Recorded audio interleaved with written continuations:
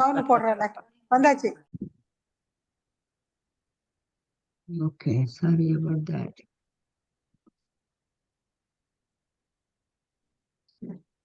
Namaste, madam. Namaste, welcome everybody. Sorry, we have some network issues. That's The first time.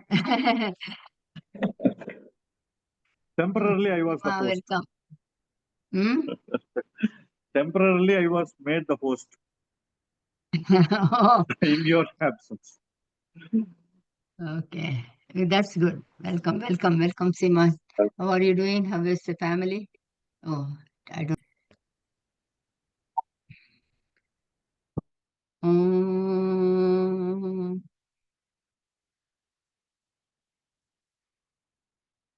Om.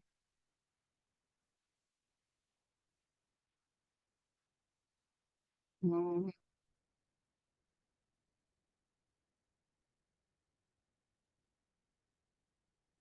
So today we are looking into chapter 4 Bhagavad Gita, Jnana Karma Sanyasa Yoga. In chapter 2, Krishna introduced two important points. One was Jnana Yoga, and second, which is self-knowledge. Second one is Karma Yoga, which is practices, rituals, and duties. To get this self-knowledge, the mind needs to be eligible. To be eligible, Karma Yoga is a must. In chapter 3, Karma Yoga was described elaborately. All actions must be performed with Karma Yoga attitude. That is, Jnana Yoga is not attainable without Karma Yoga.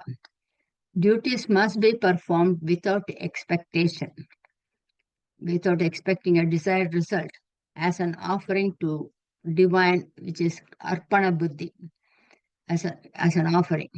And then when we get the results, whatever results you get, it may not be what we desired. Whatever results we get, those results needs to be accepted as prasada buddhi. See, we go to the temple, one day they give some sweet. Next day we go to the temple, they give some a flower. Third day they give you only vibhuti.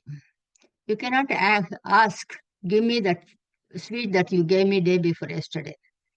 Accept whatever you get. That is the symbolism there. So that here, desired prompted actions are also allowed without any restrictions in the early stages of Vedantic life. Watching movies, get-together, celebrations, birthdays, traveling pilgrimage, but accept the results as the gift from God. That is prasada buddhi. Share the outcome with others. That is why we celebrate all the birthdays and weddings and all. We invite people because we are sharing our joy with them, our blessings with others. Even when an individual has a pure mind without any negativity towards anything or anybody, it is one's duty to perform all actions with Karma Yoga attitude as a role model for others, may it be a family or a society. No human can exist without any action. Having taken this body, one is always performing actions and is bound by activities. Inaction is not an option. That is non-acting, not acting. Perform all actions with Karma Yoga attitude, meaning without expectation, as an offering, and accepting the results as a gift. Finally, the desires, the cravings is the cause of all sufferings. You can enjoy everything. Nothing is, restrained. But you cannot, try not to have craving. I cannot do this without that, kind of. That's the enemy that takes humans into deep hole, the struggles and sorrows.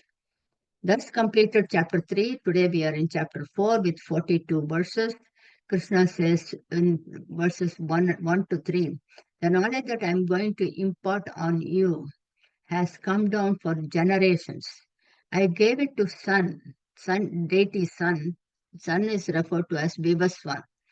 Vivaswan, he taught to Manu. Manu taught to his son Ikshavahu. Even great kings knew this and practiced it, like sage Vishwamitra. He was a Kshatriya king, but later he chose to become a sage or a rishi. So I read a book about a monk who sold Ferrari. It's by Robin Sharma. It is a fictional story, but then it's about a lawyer who was a wealthy lawyer, Julian Mantle. He was in America. He was making a lot of money. He was very wealthy, and he quit everything and went to India and started studying Vedanta. And that's a story, you know. So there are people who have completely sacrificed everything to get this knowledge. This knowledge was very famous and popular, but over time, as straightforward, honest, sincere, principled, unbiased people became less and less. So this also appeared, the scriptures also appeared to have weakened over the period of years. That's what says Krishna. Whenever objective, impartial, open-minded population goes down, there tend to be favoritism. Then you take sides. It's difficult to do the right things. Therefore, very rare to see such open-minded, unbiased, objective individual nowadays. So Adi Shankara, in his Bhashyam commentary to Gita, he says, whenever there are many choices, people get confused. Today, if you go to the store, from toothpaste to slippers to cell phone, you have got multiple choices. So you don't know which one to take, right? So Arjuna, Krishna says in verse 3, Arjuna, you are a devotee and a friend, and I will teach you that knowledge. Verse 4, Arjuna poses a question. Krishna, you are my age. You are born to Vasudeva and Devaki now. How could you have taught to those who were at the beginning, like eons ago, sun dating? That's his question. Krishna responds, Arjuna, you and I have gone through many lives. I know it all. But as a jiva, you are not aware of them. For a jiva, the senses, all the 5 senses, they are always in the present. You cannot go back to yesterday what you heard and you can hear the same thing. You can recall it, but you cannot go back. Senses are always in the present. Mind goes back to the past or future, but of this birth alone. We cannot go back to previous birth. You can't hear, see, taste what you saw last week, right? Even yesterday. So Krishna continues in previous incarnation, I taught him.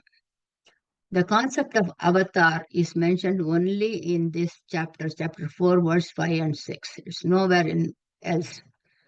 So whenever righteousness goes down and the unrighteousness is on the rise, I will appear to balance it. I will incarnate to protect the righteous and to attack the unrighteous. Jesus, Allah, Krishna, Ramakrishna, Paramahamsa, Yukteswar, Shankar, Kabir, all are avatars. Avatar is incarnation, is an expression of the divine, Nirguna Brahman, to protect the righteous beings. That is, incarnation is choosing to take a form, whereas reincarnation is taking a form based on our karmic consequences. Karmic consequences, actions means thought, word, and deed. Every thought has a consequence. Every word has a consequence. Every action has a consequence. So far, this concept is logical. Now we are going to a spiritual meaning. For a jiva to be born, there are 2 aspects that needs to come together. One is vyashti karma, another one is samashti karma. That is individual karma and collective karma, cosmic karma. To be born to a particular parents is based on the child's karma, that is individual, and the samashti karma is of the parents is to have such a child. So these 2 need to go together, be in sync, and there are no accidents. Today we are all meeting. Actually, if you look at it, we have never met each other. We have never seen each other except in Zoom, but we got connected because of your karma and my karma are in sync. So we come across many individuals in streets, shopping, schools, work, everywhere. But to connect and interact is due to karma of both. We don't interact with everybody. This is a jiva's bonded life. In an avatar, there is no vyashti karma. That is, there is no individual. Nirguna Brahma has no merits and demerits, no papa or punya. Nirguna Brahman is choosing to take a form for the benefit of the society, community, that is avatar. There are hundreds of references in our scriptures about avatars. There was an example, he gives an example of Hiranyakashipu. He was a demon king. He did intense penance and received a boon. His request was, I should not be killed by a man or an animal, neither at night nor during the day, neither inside the house nor outside the house, neither by a deva nor by a weapon. And he got the boon. And with this power, he committed atrocities towards the people. Lord took a form of Narasimha, which satisfies all those conditions. That is, Nara is human, Simha is lion. He is neither a man nor a deva, right? At dusk, so it is not the day, not the night, in a pillar. So it is not inside the house, outside the house, it's in the pillar in the porch. And destroyed him and saved innocents, the righteous dharmic people. The Nirguna Brahma has no likes and dislikes. Avatar appears wherever there is a need. Only in chapter 4, verse 6, Nirguna Brahma describes the avatar. Because in verse 4, Arjuna asked a question, not knowing that he is an avatar. That's why he responded to that. Now, as Nirguna Brahma, Krishna says, if you look at Bhagavad Gita, everywhere you will see Bhagavan Uvacha, not Krishna Uvacha. That means the avatar is not speaking, the Nirguna Brahman is speaking to us in this form. That is the actual God, we call the divine, that is speaking to us in this form. So Krishna says, I have no birth, no death, I am indestructible, I am the God of all beings. I appear when there is a need with my Maya power. All beings are caught in this Maya illusion and are born. But I use the same illusion, Maya power, to recreate myself.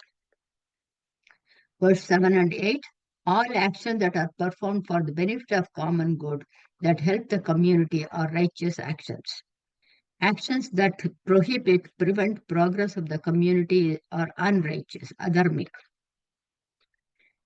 Wherever unrighteous acts are on the rise, I take the avatar to protect the righteous and sabotage the unrighteous ones. Humans are forced to take birth based on their actions, thought, word, and deed, whereas the divine presence chooses to take the form for the benefit of the society. Just like as we protect our valuables, there is an absolute need to protect those who lead a dharmic life. Only then righteousness will prevail, and therefore those who are unrighteous needs to be curtailed, diminished, and abated. Just like we remove the weeds for the plant to grow in a healthy fashion, just like a diabetic patient, sometimes we amputate the toe or the ankle or the foot. Sorry. So just like we amputate to protect the entire whole individual, just like we quarantine a COVID patient or an infectious disease person. I'm sorry. So just like we quarantine a COVID patient or an individual with an infectious disease, when the unrighteousness is growing in a society, war, flood, famine, natural calamities occur. So humans pause and detour. Only during struggles and sorrows we reflect and detour to the path of righteousness. Only when the humans are challenged, they suffer, they think of the higher power and surrender. He says, I take the form with Maya as my power. That Maya is in my control. But jivas, individuals, are caught by glamour, illusion. I choose to take the form. Humans are forced to take the form. Krishna says, I will appear as and when needed in every yuga, in any form. I often think, the COVID virus was an avatar. That is my opinion. Because only then we all stayed in and started thinking and praying. And otherwise, we would have gone out to malls and other places. That was my opinion. So if God is forgiving, the question arises now, if God is forgiving and graceful, why does he harm a few? It's a valid question. An individual is unrighteous mainly why? Because of his power or wealth, physical strength, position, people, supporters. Duryodhana was a prince, son of an emperor, had all the power and was using them against Pandavas, his own cousins. If he was not destroyed, things could have been far worse. And it also means that we support, we accept, we acknowledge atrocities, bad behaviors towards innocence. Silence means consent. So active resistance to evil is important, says Chinmayananda in one place. So again, stand up for what is right, even if you are standing alone. Helen Keller has mentioned that. So always stand up for right. Duryodhana was subjected to death is like saying, enough of this body for you, so you do not continue in the path of unrighteousness. It is an act that is beneficial both to the individual and society. I am not a jiva like you. I have taken the human form now as Krishna in this body. I have taken many avatars, and in my earlier avatars, I taught this knowledge to Vivaswan. That answers Arjuna's question. Chapter 2 is Jnana Yoga and Karma Yoga. Both were introduced. Chapter 3, Karma Yoga, was elaborately explained. Chapter 4 is Jnana Yoga is going to be explained elaborately, in detail. Whoever knows, understands my avatar, attains liberation, he says. Those who worship the name and form attain punya, merit, meaning they enjoy happiness in this birth. They go to Swargaloka, Brahmaloka, but need to return to this earth, which this earth is referred to as karma bhumi. You perform your karmas and then gain self-knowledge. Until that self-knowledge is gained, you come back again and again and again. So he says, I am beyond merits and demerits, says the inner presence, which is Atma or Brahman. Atma and Brahman are one and the same. If the question comes up, are there any who have realized the Supreme, to which Krishna responds? It is not easy to know the avatar, even if the avatar is right in front of you. Only very few can recognize. Those who have pure thoughts, meaning without likes and dislikes, like I like this person, I hate that one. He said this, she said this. These are inability to see the oneness in all. With self-knowledge alone, a jiva can know me. Many knew me, he says, during early stages, like he says, verse 10, line 1. By the elimination of attachment, anger, and fear of losing something, the thought that my happiness is affected because of external factors is the fear. And with a single point of focus, constant, consistent meditation, they have realized me, realization of the self. Now, the question again is verse 11. With billions of people, only few realized you. Why not all? This is an important chapter with a lot of questions. Krishna says it all depends on what they are seeking. Those who pray for power, I will give them power. Those who seek for wealth, I will give them the wealth. Those who seek freedom from the worldly sufferings, I will give them that. Those who ask for health, long life, I will give them that. I will give whatever is asked for. I do not decide what to give, whom to give. Any human, irrespective of any differences that appears to be, I give what they ask for. Those who seek spiritual knowledge and liberation, I offer that to them. Eventually, all beings reach me. In this entire galaxy, everything operates in a particular order. That is also called dharma. Order without any chaos, rotation, revolution, gravity, magnetism. You can see everything around you. Everything is functioning without any problems. So that's a rule, rules and laws of nature. That orderliness is also dharma. And another name for Nirguna Brahman is dharma. All the planets rotate in an orderly fashion. They do not clash. We have and then he says, everything, electricity, magnetism, gravity, light, heat, sound, varnas, all are created by me. Varnas in Sanskrit means aptitude and personalities. In Indian languages, it means different. But in Sanskrit, it is aptitude and personalities. This is a very misunderstood concept that we need to work on. Verse 4.13, that is chapter 4, verse 13 is the most important one, totally misunderstood for generations, for 5 to 10 generations. Varnas are very different from caste. Caste was created by invaders during their invasion for divide and rule, which we still continue. Varnas are applicable to the entire humanity beyond border. Let me just that's why I don't want to miss this. So Varnas are very different from caste. Caste was created by the invaders to divide and rule, which we still, the world is continuing. Varnas are applicable to the entire humanity beyond borders, to all humans. Ignorance, not understanding the intent and meaning, associate Varnas with birth. Neither in Gita nor in any scriptural books it is referred as based on birth. Nowhere it is mentioned. There are 4 Varnas: Shudras, Vaishyas, Kshatriyas, and Brahmanas.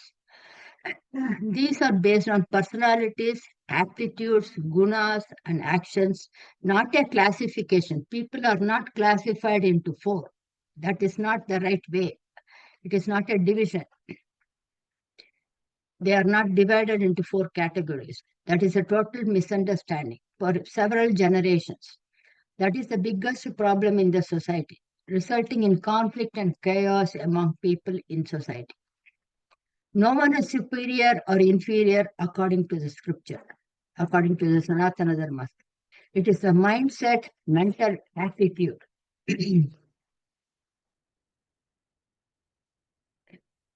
The misunderstanding of a few has led to the state of blind leading a blind and mass thinking, resulting in not just dislike, but hatred. Resulting in not just dislike, but hatred, animosity, discrimination, aversion, hostility among people. Further into subjugation, enslavement, coercion, oppression, confusion, and chaos in the society. Therefore, Varnas must be understood very clearly. That it is the nature of the individuals. Like sugar is sweet, right? So also, a person, this particular person is Sattva Guna. This, based on that gunas, Varnas are created. It is based on gunas. Gunas is aptitude. We often say that, this is who I am. We say that often. This is who I am, right? That is the nature of me. So definitely not by birth. Nowhere in scriptures it is mentioned that by birth. Our body, mind, and intellect are made of 5 elements. These gunas are also part of nature. Sattva guna expresses as knowledge, wisdom, happiness, peace, calmness, composed, stable, and very good in critical, analytical, and logical thinking and making decisions. A person who has these qualities, these sattva gunas, is Brahmana. Rajoguna is daring, risk taker, performs activities, and always in agitation, positive and negative, anger, worry, fear, pride, jealousy, and short-tempered, type A personality. We can say, I want to achieve this, I want to accomplish this, I want to keep on going. That person doesn't sleep. He is always active, mentally and physically. Tamoguna is a person whose mind is filled with lethargy, sadness, grief, insecure, not self-motivated, but will act upon told. Often we can see that in teenagers. When I was a little girl, my mom used to tell me, don't just always be in bed, get up and do something. So that is tamoguna, lethargic attitude. So these three qualities are in every being at varied proportion. We can call it as optimum performance time. For me, when I wake up in the morning at 4:35, I'm very active with reading and listening, and this is all sattva guna. I'm focused on the scriptures and studying till 9 o'clock. And then I shower and go for a walk and do other activities. That is rajoguna. You're physically active. At the end of the day, you just come and sit down. You don't want to study anything. Nothing goes inside. And you're not physically very alert also. So that is tamoguna. These things are in every human being at different varied proportions. And the gunas will help the human to pursue their interests. We need to self-assess our own personalities, our own guna, as to which one is predominant in us. He says in verse 13, line 1, when sattva guna is high at all times, that being is a Brahmin. Scriptures does not say a Brahmin has this quality, but those who have this quality is a Brahmin, irrespective of nation, religion, profession, status, and age. This must be clearly understood in spite of studying scriptures for several years, performing rituals for several years. This is not understood and practiced widely in the society. One who knows Brahman is Brahmanan, one who has understood the self. More Rajoguna plus little Sattva Guna is Kshatriyan. Rajoguna is active. He is a warrior. He is ready to sacrifice his own life for the nation, right? So that is boldness. And that Sattva Guna is he is sacrificing for the nation. So that is a Kshatriyan. If people who have those qualities are Kshatriya. More Rajoguna plus little Sattva Guna plus little Tamo Guna is Vaishya. More Rajoguna is very active. Sattva Guna is helping the community by doing business. And little Tamo Guna is, I want to make a profit. So that is Vaishya. More Tamo Guna plus Rajoguna is Sudra. So, verse 13, line 1, Krishna says, I created them all this Varna system. It is not, people are not classified. Okay, every individual based on their own aptitude, that is what the person is. In line 2, he says, even though I created them all, I did not do anything. This seems very contradictory. Verse 13, line 2, I created them all. In line 2, he says, I did not create them. I am beyond modification, nirvikara, indestructible. I am not the doer, I am a karta. Karta is the doer, one who acts, performs. Akarta is the non-doer. He is gradually taking us to self-knowledge. So from line 2, verse 13, starts Jnana Yoga, up to verse 24. So in chapter 2, all jivas were divided into two, Atma and Anatma. That is Chaitanyam, Supreme Presence, and Anatma is body, mind, and intellect. Atma is imperishable, ever existent. Anatma is bound to destruction, constantly changes, comes and goes. Atma is the witness, Sakshi, body, mind, and intellect. Anatma operates and functions. Atma cannot be axed, killed, or does not kill anybody. Who then acts? Who enjoys the benefits? So answer is Anatma. This gross body with dimension, which is called as Sthula Sharira, the mind, Sukshma Sharira, senses and intellect, these function. Atma, the inner presence, self, is the witness. If Atma self does not function, what is the point of its existence? Why should there be Atma if it is not functioning, if it is akarta? Everything acts because of its presence. Body and mind are vitalized because of that presence. This body is functioning because that inner presence is there. The body is energetic because of that. The body and mind experience the consequences of actions. So it is not the Atman. So the sun is there, birds chirp, birds bloom, people are active, you feel but the sun is not affected by anything. Sun doesn't do anything, in fact. It is just presence. It's in its presence, everything acts. So also in this presence of Atman, everything acts. That is at the macrocosmic level and microcosmic level, both. The imperishable Nirguna Brahma, the indefinable, indescribable, undefinable, indescribable as the Atma. Maya is Anatma, illusion. The two together is Brahma, the creator, with four faces. That is the deity. The Atma plus Maya together is Brahma. Okay, that is why it is called Saguna Brahma. With Guna, Saguna.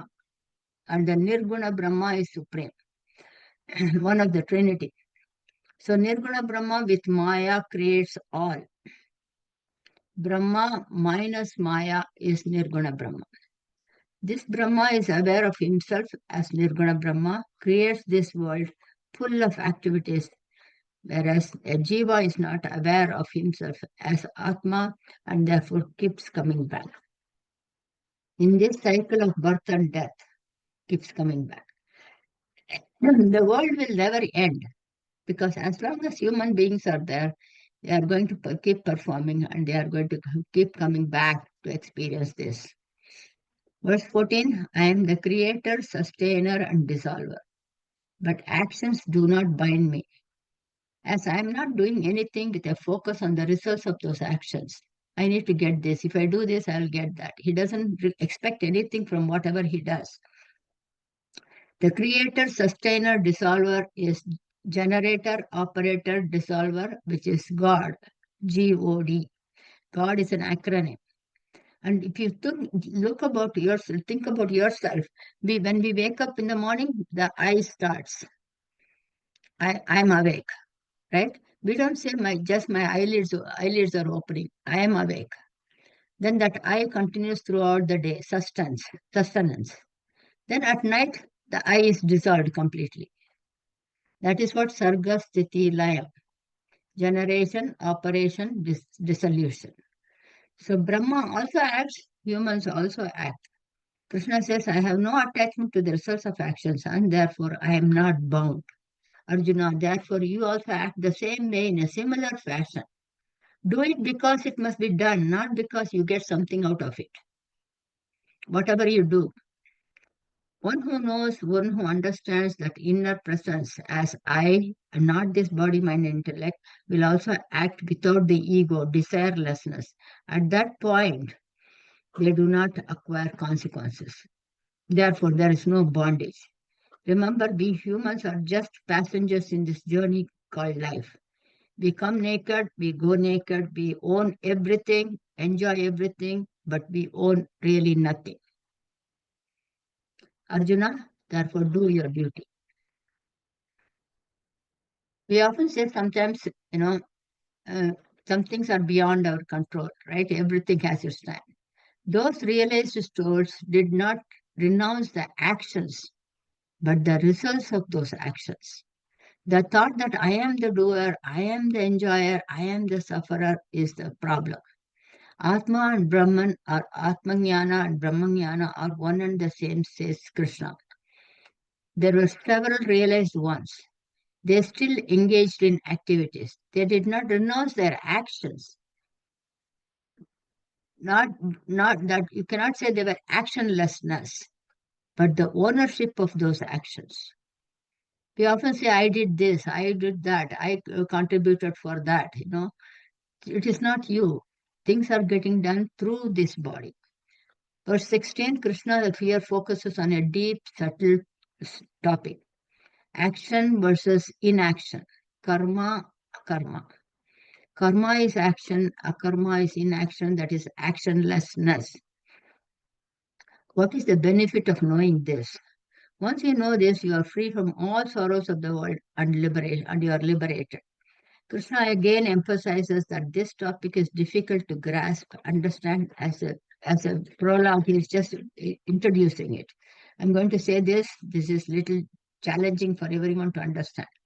Even those who have performed rituals for years and those who have studied scriptures for years have not understood this very clearly.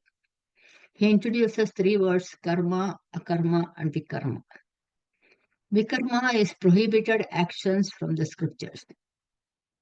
Those you are not supposed to do. So, verse 18, line 1, he says, one who sees inaction in action and action in action is wise. Such an individual is a sage yogi. Example, Shankara, Ramana, and many more. He further explains this with 2 examples. Say when you are traveling in a train, the stationary trees, railway station, and farmland, they all appear to be moving. They are all stationary. So there is karma in akarma, right? Action in inaction. Now the second example, he says, you go to a beach, you are standing in the water, and you are looking at further away, there is a ship standing there. The ship appears to be moving, appears to be stationary, when in fact it is moving, right? So that is inaction in action, due to ignorance. The stationary tree appears to be moving in the train.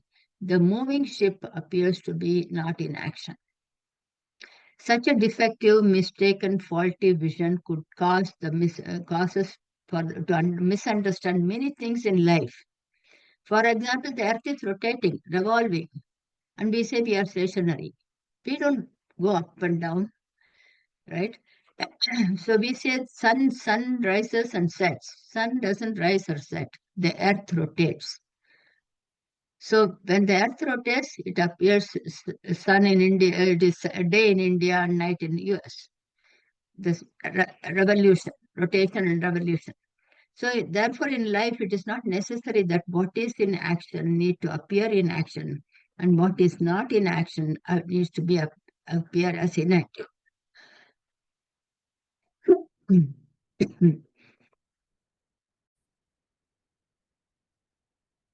Krishna further continues,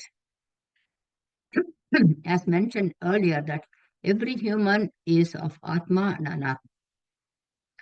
And self is Atma, inner presence, akarma. Non-self is Anatma, that is body, mind, and intellect that acts in the presence of self. It won't act. If there is no Atma, the body will not act. Not knowing I am that Atma, the Supreme Presence, and ignorance says, I am doing this, I am listening, I am eating, I am suffering, I am experiencing the merits and demerits. And when the I, in fact, is the inactive akarta presence in the body. All actions of the body, mind, intellect are superimposed on that Atman. Upon realizing that I am that, he is convinced that I am not acting, I am not performing, but everything is getting done through this body, mind, and intellect in my presence. It's a deep subject to understand, but we will make our best effort. I am a karta. I do not experience pain and pleasure. Nothing affects me. The Brahman, Atman. I do not have consequences of any actions. So I realized one, even though it's performing, acting, the body, mind, and equipment is functioning, and I am the witness. That is seeing the inactivity in yogi's actions. If you see Kanchi Acharya, Sringeri Acharya, they are all performing actions. But we see them performing actions. In their mind, this body is performed for Loka Sangraha. I am not doing. That is the thought. That is the difference. Because they know that they are not. So when we do that way, there is no consequences of actions. I am not the performer, so I don't get anything back, right? We have to practice this. While walking, we go for a walk. You have to tell ourselves, these feet are walking, this body is walking. I am not walking. I am witnessing this body. When we wake up in the morning, we have to say these eyelids are opening because of that presence in this body. I am not opening. I am not awake. So in my earlier teenage years, I used to see Ramana's pictures, and I often used to think, why is this man never covered his body? Because I was a teenager, I did not know. But for him, this is just a body. It's not me. For him, right? But do you see the difference between an ignorance perspective and the jnani's perspective? So when the body-mind equipment is negated, a jnani does not perform. Inaction in action.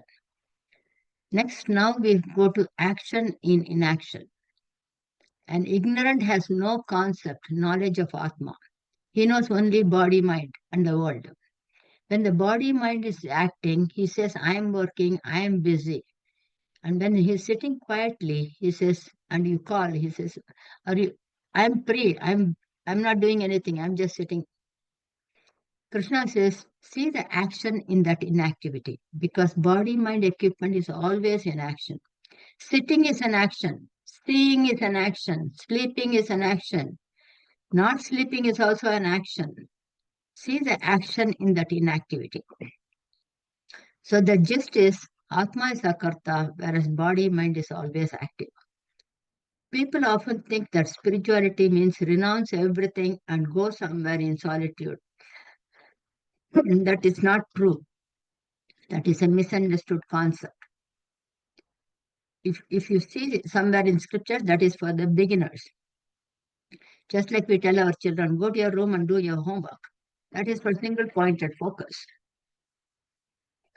So wherever you go, body, mind will always be functioning.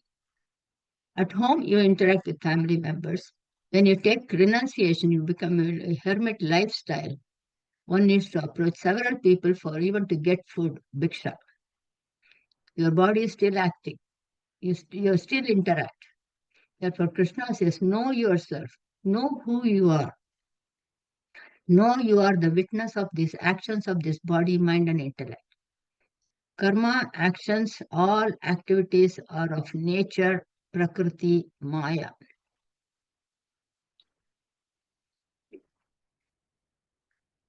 You, Atman, Brahman, one without a second is actionlessness.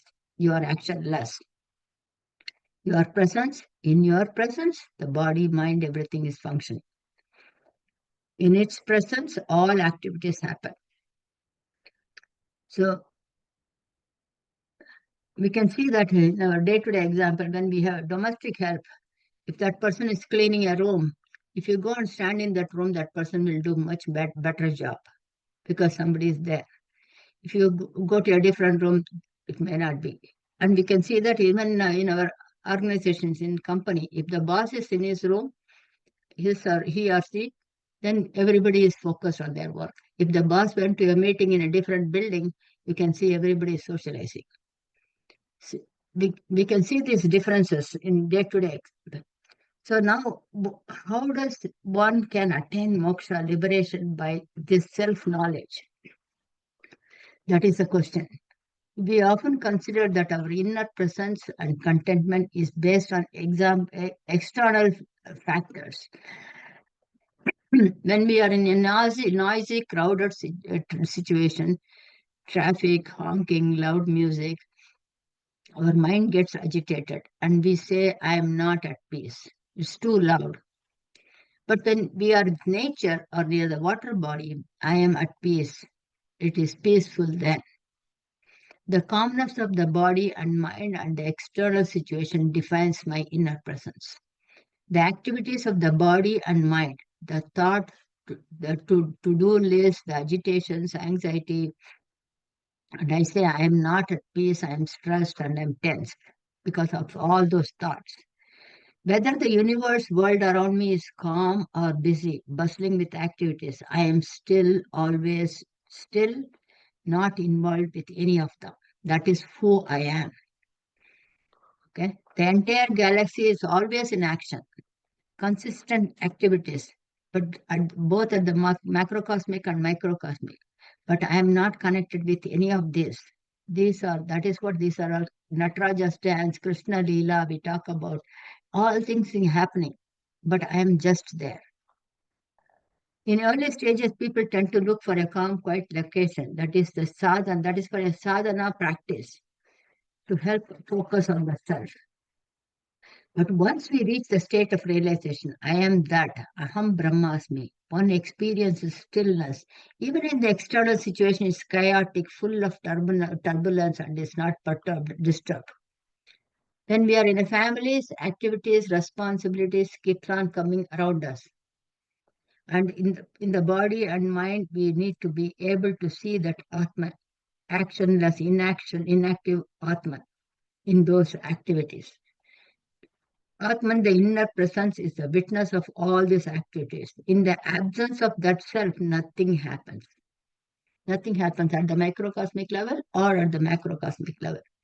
A grass is moving because of the breeze, is because the breeze and the grass both are expression of the Nirguna Brahman. So that self is ever still observer, not a part of any activity. Self is always still, akarta, actionless. Anatma, universe, is always active, karta. Body, mind are always functional. Self, I am, is unaffected by any of this.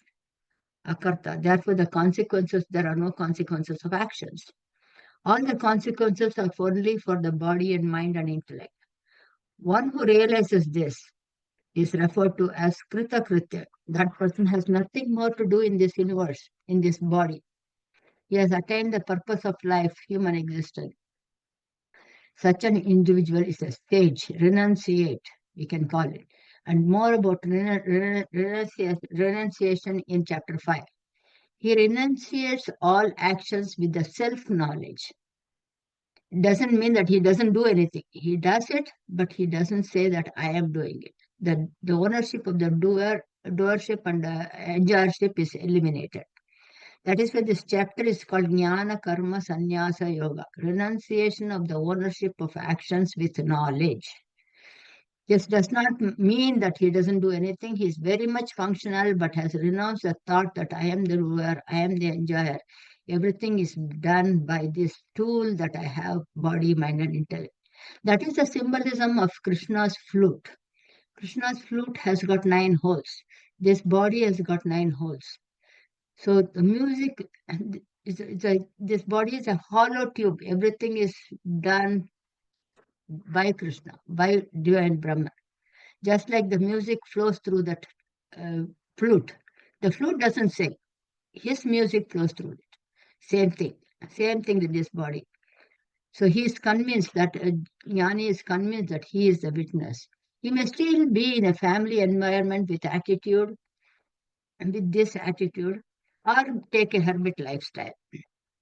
Either way, such a jiva is ever in peace.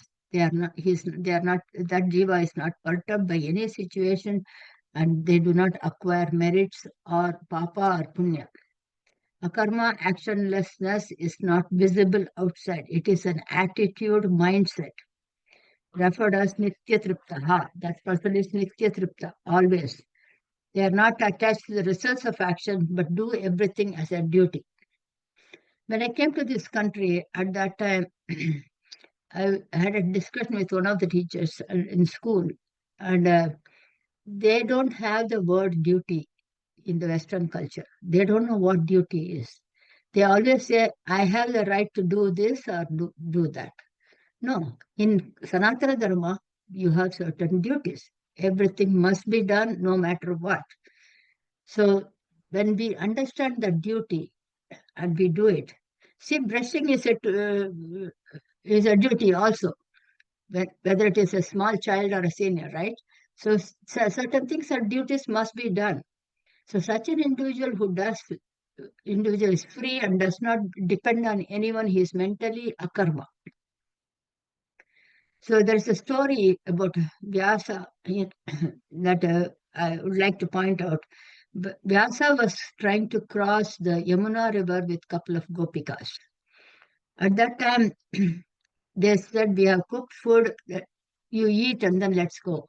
So he started eating. He ate, he prayed to after eating well, substantially, he prayed to river Yamuna that if the fact that I did not eat anything is true, please give us a path.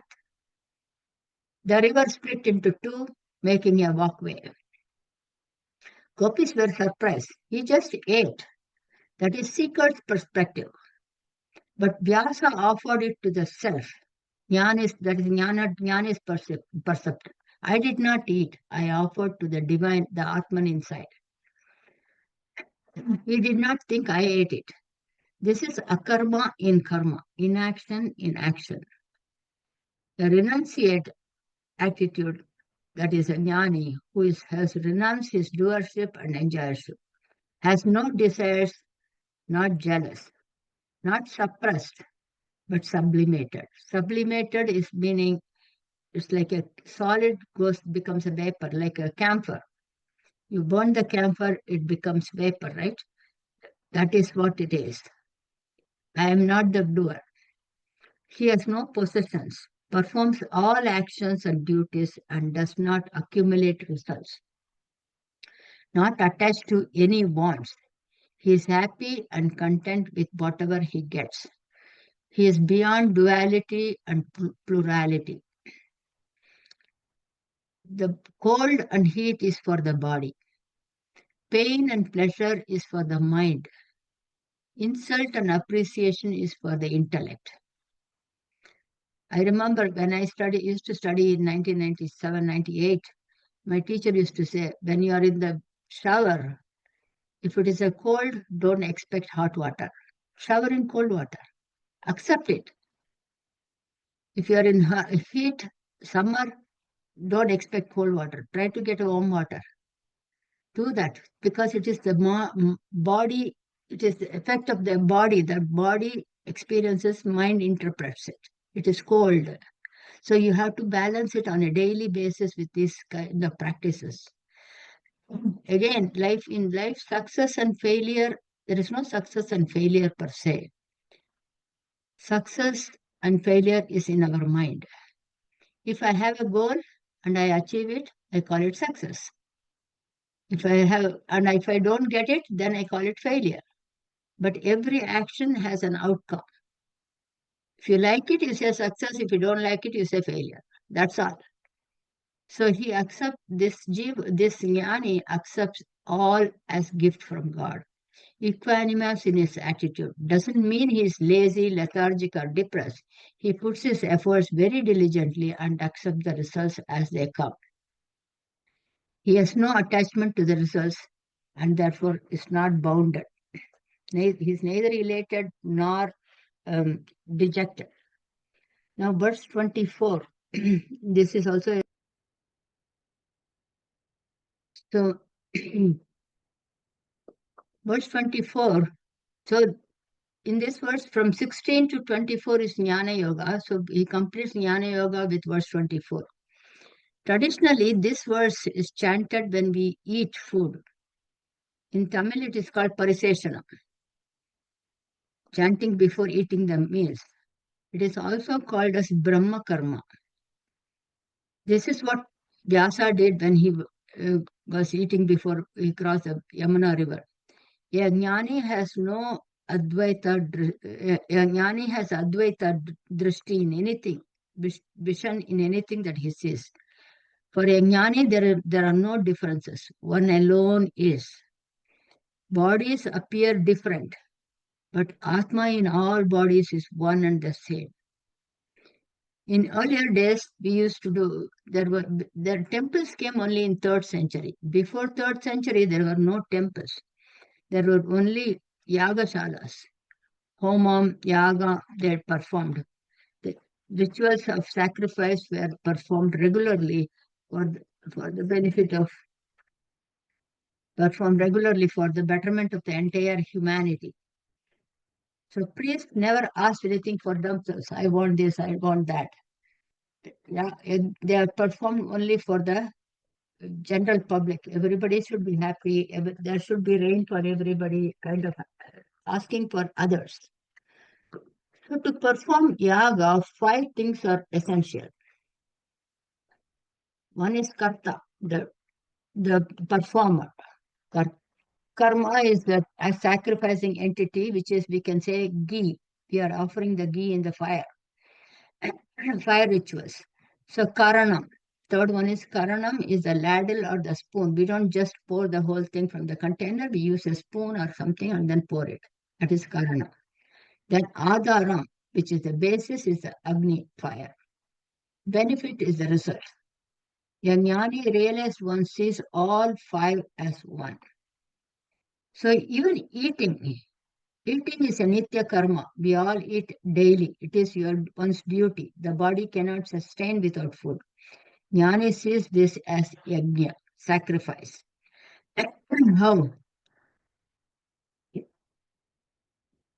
Sacrificing is a material in fire, symbolizes yaga.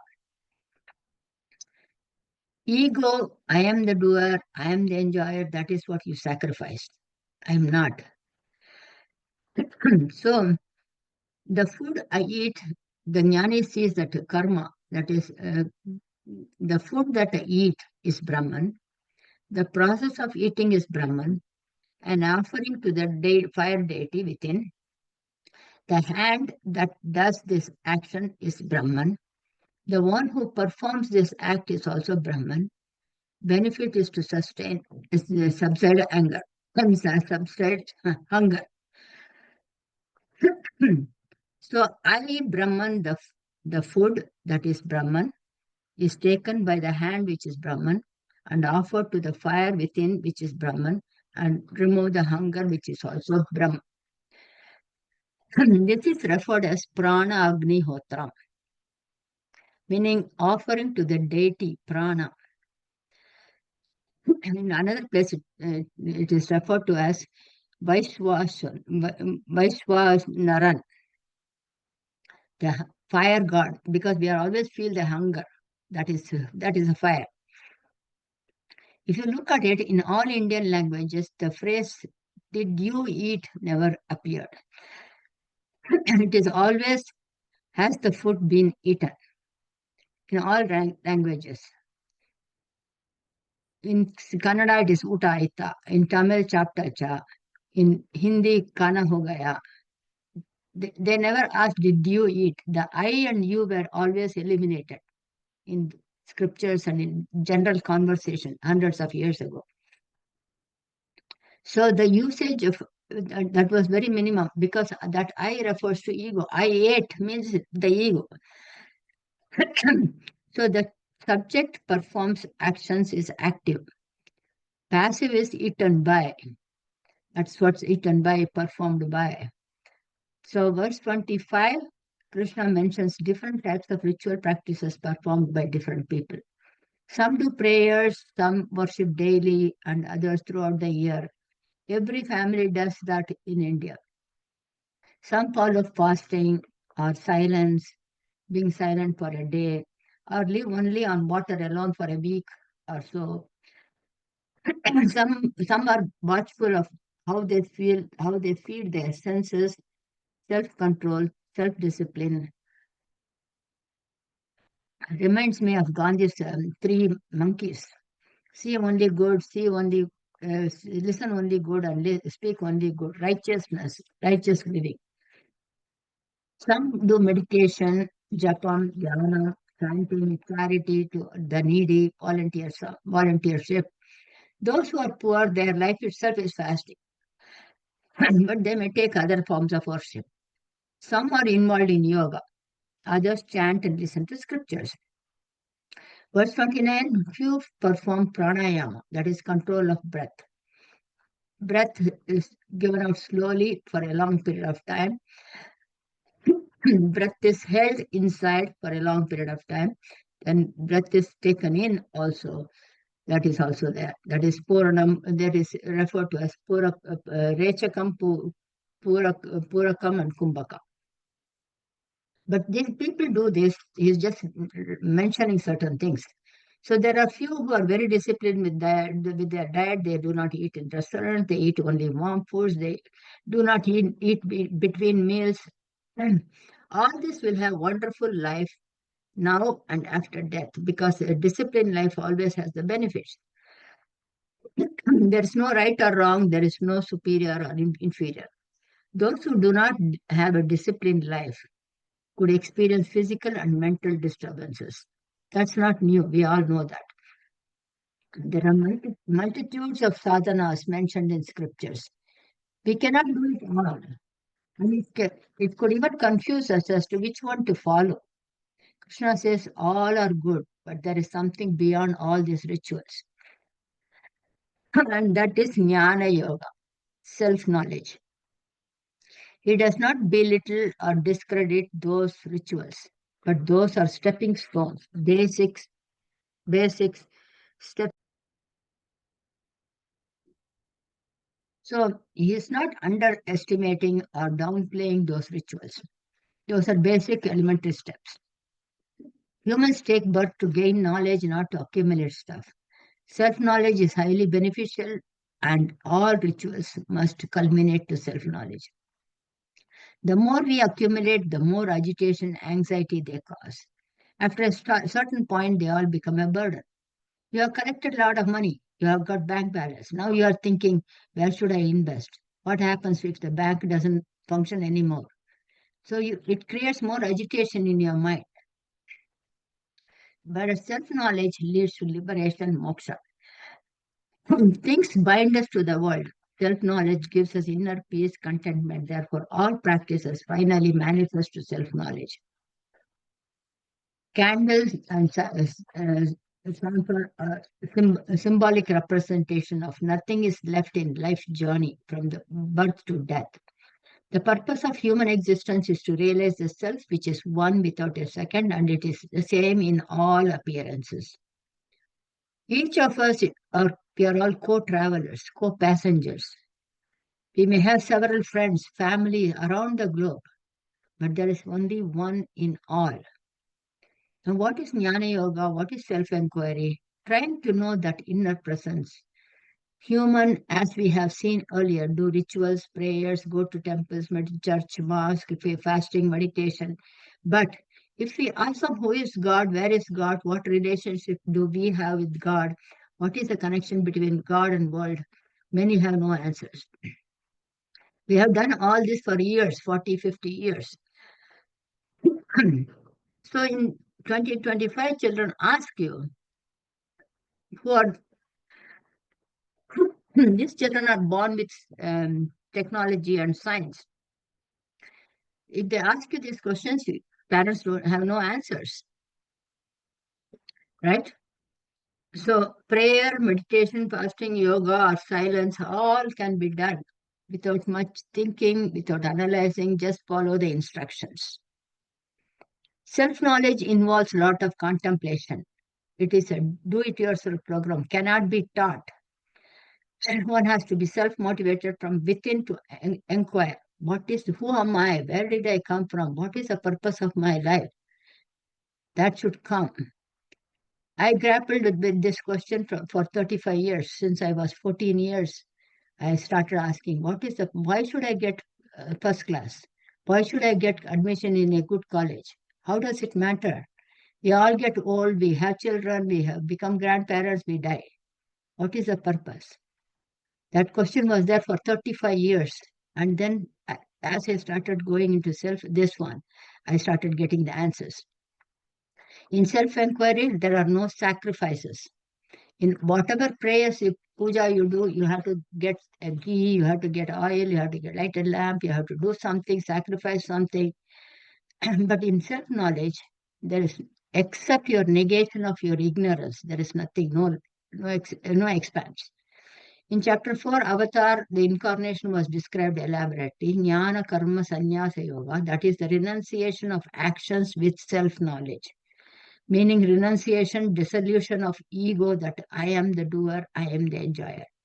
All practices, sadhanas, Krishna says, are bhakti, that is devotion. Profound dedication, adoration, intense reverence. But self-knowledge is the greatest devotion. Why? In all the initial ritual practices, we adore, without knowing who that, or without the knowledge of who that God is. I offered this to you, I do this, I love you, I pray, everything we stop, do that, express our bhakti. I will do 108 mantras, or I will do Anga Pradasana, all those things we do. In self-knowledge, we know the Supreme. We understand who and where that divine presence is. Say if I introduce somebody to you, you are not going to adore and admire that person right away. After few interactions with that person, couple of months, oh wow, this person knows so many things, I don't know, I'm learning. Then you start adoring, right? Same thing, you have to know who that God is first before you develop that bhakti. That divine presence is there in all appearances. And everything that is heard, seen, smelled, touched, and tasted are all nothing but that divine presence. There is no second.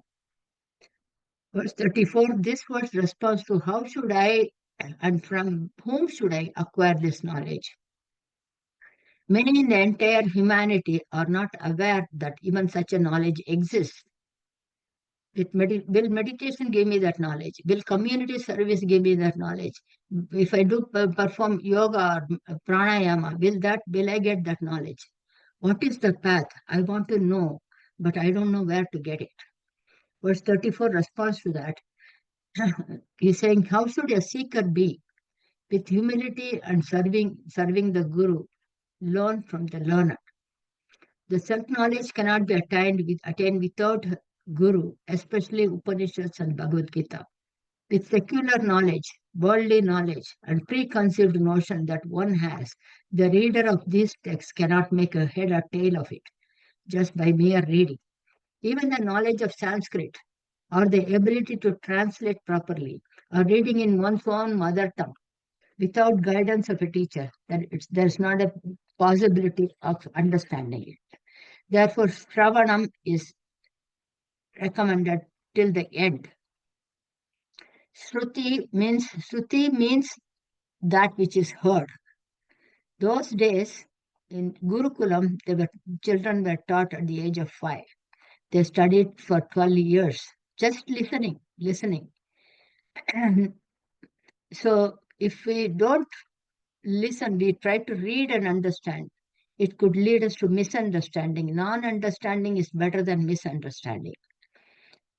Humility and service, here it refers to Shraddha. He says, with humility and service, you approach the teacher. That says the Shraddha. So reverence and respect towards the scriptures and Guru. Guru here, always think about Shankara. Okay? Always Shankara is our Guru. Or Krishna. So without this reverence and respect, even the Guru's teaching would only give you the sound, the words, not the content. Understanding will not happen. That leads to the question, who is a Guru? Who is qualified as a Guru? must be generational parampara guru, meaning the guru should have been a student, a seeker, and under whom with a guru, and that guru should have been a seeker and a student before. There should be 3 generational gurus. That is what parampara guru, and must have studied scriptures under a guru for several years. This way, the knowledge comes exactly as is, without any personal opinion. The example might change depending on the time frame, but the content will be intact. The second and most important criteria for the guru is the guru must walk the talk, not just be a preacher. You should be convinced and stay firm in that knowledge. His life, his behavior, actions, thought, word, and deed must be in alignment with scriptures that he teaches. What's the benefit of self-knowledge? Once you gain self-knowledge, you will not be succumb to delusion. Arjuna was in attachment, sorrow, and delusional as to not knowing what to do. And his fear and sorrow, thus Bhishma Drona would die. But because he did not know that the Atma has no distraction, Atma has no birth or death, Atma is ever present. You will be free of all guilt. That is the second point. First one is you are free from delusion. Unknowingly, we have committed wrong things in our younger ages. But as we grow older, all these things will be recalled by the mind, leading to guilt and heaviness. You will not remember the good things that you did, but you will always remember the things that are not appropriate, you will recall. So Sri Krishna says, upon grasping this knowledge, whatever you have committed in the past life will also be dissolved, good and bad. So 3 benefits of self-knowledge is mohanasam, papanasam, karmanasam. Mohanasam is destruction of delusion. Papanasam is dissolution of all the sins committed in this birth. Karmanasam is all the sins committed, good and bad deeds, consequences from previous births. So you are completely, everything is erased. Krishna again highlights Shraddha, reverence, respect, and faith in scriptures and Guru. A seeker who is humble and have intense faith in scripture and Guru will most definitely grasp this self-knowledge. Such an individual needs to be aware of the glamour and manage senses, or he could slide back again. Self-realization could happen before shedding the current body, or in this human birth, or in future birth, anytime, to anyone at any age. It is open to all. Verse 40, those who do not have faith, that trust, that Shraddha, they go through the suffering of birth and death again and again. Krishna suggests to listen to these Upanishads over and over again. From a guru, contemplate, inquire, clarify your doubts, be convinced, and do your duty. So chapter 4 summary is the concept of avatar first, then Jnana Karma Sanyasa Yoga. Self-knowledge is the ultimatum of all practices. The attitude that I am not the doer and enjoyer. Description of different practices, basics, they are all basics, elementary. From whom and how self-knowledge can be acquired. 3 major benefits in verse 35 and 37. Importance of Shraddha, and ends with do your duty. Here he ends it, and we have 5 to 10 minutes for the slide. I'll just share that screen. If anybody wants to leave, feel free.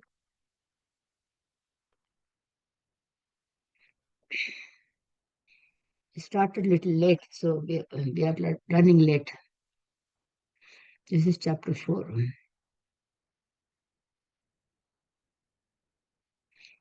Krishna he taught this self-knowledge to Vivasva, the sun deity. Vivaswan taught to his Manu, that is 7th Manu. And there are 14 Manu. He taught to by 5th Manu, 7th Manu, and that Manu taught his son Ikshavahu. And these three are Vishwamitra, Valmiki, and King Janaka. They are all Rajarishi. They knew this knowledge, but they still did their job or work.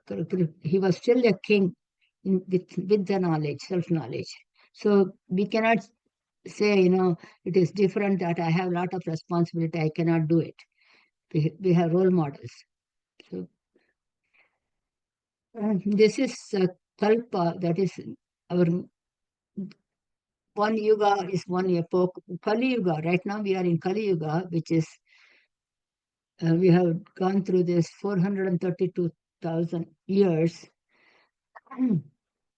So we have crossed 1200 years right now. And double of that is Dwapara Yuga. Triple of this is Treta Yuga. 4 times is Krita Yuga. So if you look at it, this is Krita Yuga, this is Treta Yuga, this is Dwapara Yuga, this is Kali Yuga.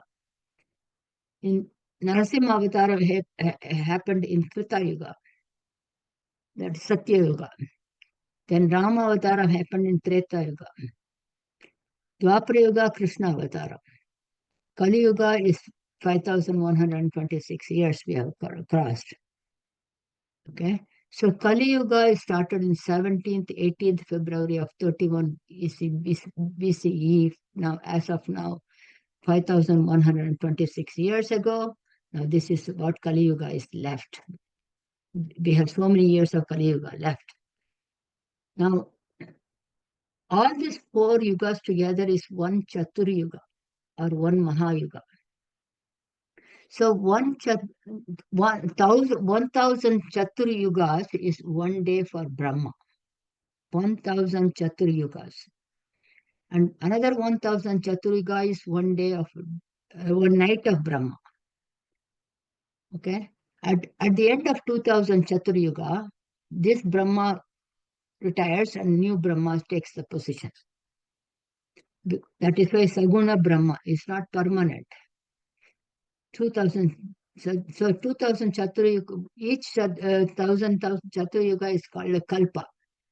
So 2 Kalpas. At the end of 2 Kalpas, Brahma changes. During that time, he is in Srishti, that is the daytime. During the daytime, he is in Srishti. At night, he is in Layam, Bija Avastha. Creation and dissolution. So this is Chatur Yuga. So there are 14 Chatur Yuga, 14 here I have mentioned. The 7th is the 7th Manvantara, which is Vaivastava Manu, is 14 Manus in 1,000 Chatur Yugas of, that is Brahma's daytime.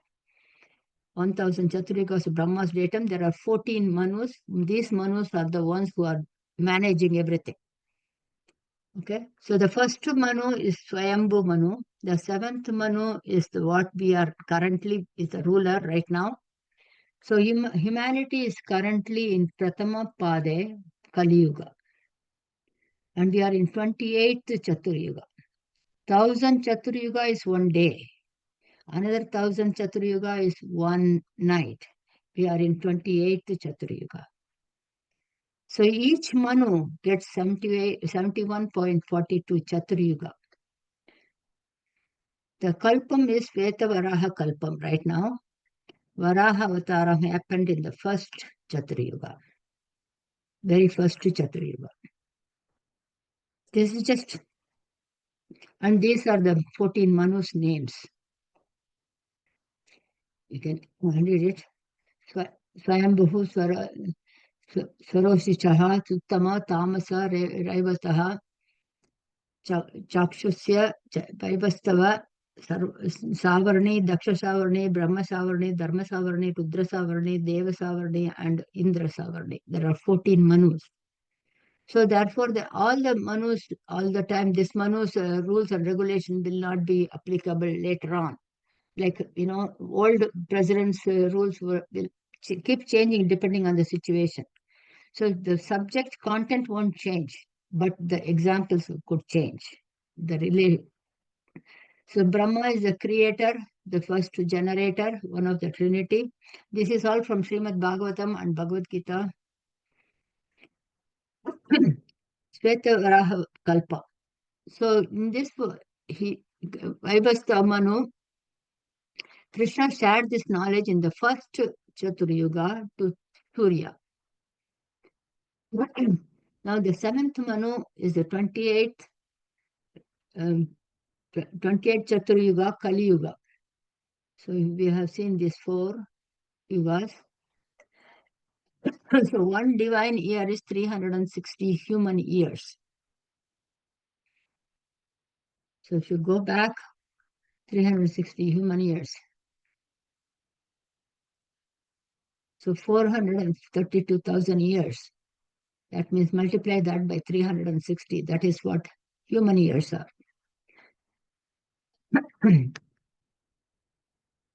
So Sattva Guna, verse 13, misunderstood concept for centuries. Sattva Guna refers to logic, analysis, knowledge, wisdom, calm, peace, conformity to values, morals, principles, loving, caring, generous, and devotion. A person who has all these qualities or several of these qualities is in Sattva Guna. Rajoguna refers to activities, courageous, risk takers, agitation, anxiety, elation, pride, comparison, competition, anger, and worry. Tamoguna refers to physically hard worker, unable to make decisions, follows instructions, implementers, diffident at times. So every human has all these 3 gunas, is classified based on these personalities. Sattva guna of Brahmana, priests, reverends, rabbis, professors, teachers, gurus, scholars, scientists, and leaders. More of Rajaguna, little of Sattva is Satriyan, soldiers, mountain climbers, bungee jumpers, underwater rafters, overachievers type A personality. More Raja and little Tamo is Vaishya, creative, businessman, self-interest, calculative, share with others for personal good. Vendors and customers, they have to share with whatever it is, right? More of Tamo and little of Rajoguna. Laborers, all employees, workers who take orders and follow directions. I would include IT also here because we can't make decisions for the company. We follow instructions. Humans are not classified based on their birth. That is very critical, important. Everybody should know that. That is the difference. Caste, British used it. Caste is different from varnas. Varnas are different. Varnas are based on gunas, nature, and attitudes of individuals. Varnas have nothing to do with birth or outward appearance or skin color, as is used in different parts of the Western world. Any individual born in any part of the world of any religion could be a Brahmin. Mental maturity and aptitude are the only criteria. Most misunderstood, resulting in bias towards other humans around the globe. Inability to see the unity in diversity. Now, karma. He talks about karma, akarma, and vikarma. Karma is based on the stages of life. Every stage, we have different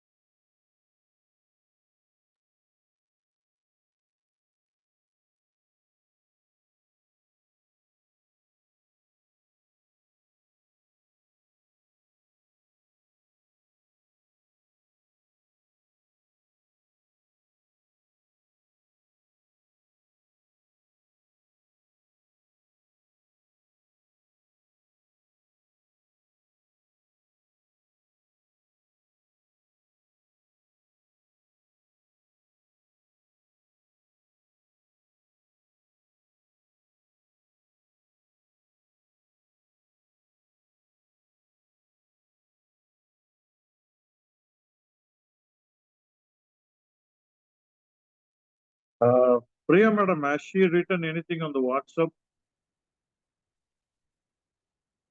So you have muted. You have muted. My mobile is downstairs. No problem, sir. Has she Let me written? check and then get back to you. I will just see now. 1 second. Okay. Anyway, she is going to send the recording.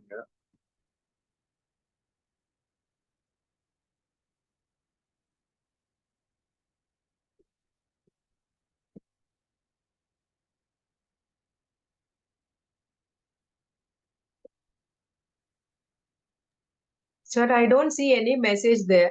I think it is better we Leave. we can come out of the Zoom, please. I think so. Yeah, sure. Shall we? Sure. Yeah, sure. Okay, sir. See you then. Okay. Thank you very much. Yeah, thank you.